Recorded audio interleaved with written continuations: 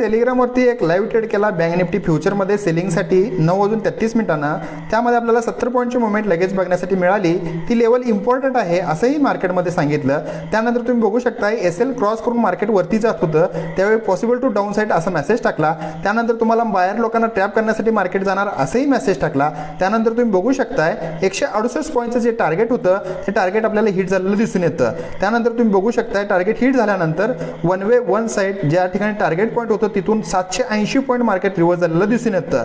या ट्रेडचं लॉजिक काय होतं? लॉजिक सिंपल होतं.